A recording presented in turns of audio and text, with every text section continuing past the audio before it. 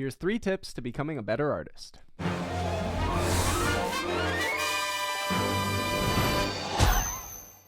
Tip number 1, stop overthinking. The best art comes from a flow state. Every time you step up to a canvas, it's blank. Whether that canvas be in the form of a session or in the form of a blank piece of paper or an actual painted canvas, it is blank. To think you know exactly what you're supposed to do before you get to the canvas is setting yourself up for failure. It's setting yourself up for your own personal failure because you're putting expectation on how the session is supposed to go. Every time you step up to the canvas, what you are creating is unique. What you're creating is you. And to base what you're creating off of something you've created in the past or something somebody else has created is just another method of comparison. And what do we know about comparison? Comparison is the thief of joy. So, stop comparing, stop overthinking, get into the flow state, and just create.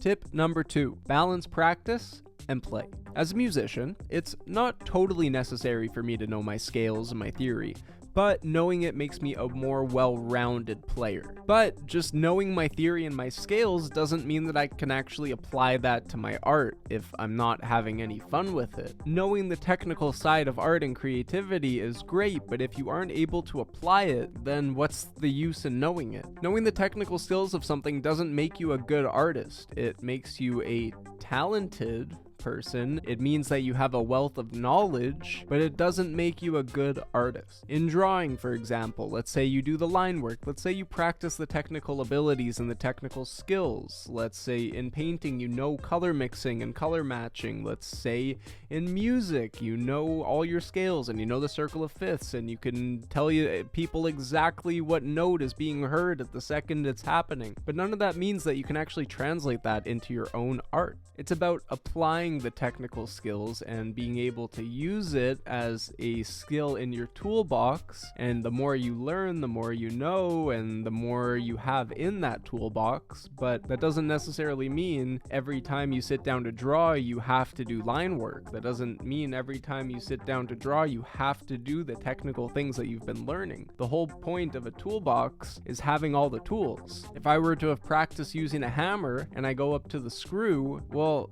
just because I've been spending all my time practicing using the hammer doesn't mean I'm going to use the hammer to screw in the screw. I'm going to use the screwdriver. Much the same, having all your tools in an artistic practice is great, but it's simply about knowing when and how to apply these things. So make sure to balance the practice time with the fun time. Tip number 3, if you don't feel like creating, don't. This is one that I've struggled with a lot myself.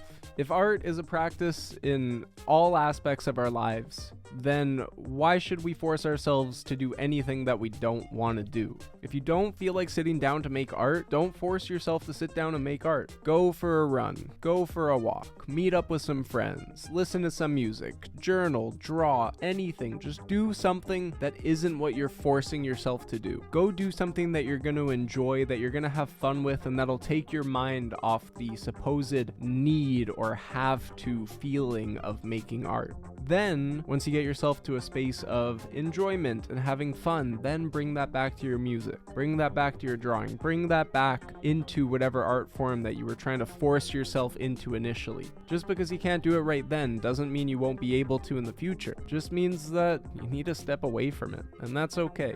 You're human.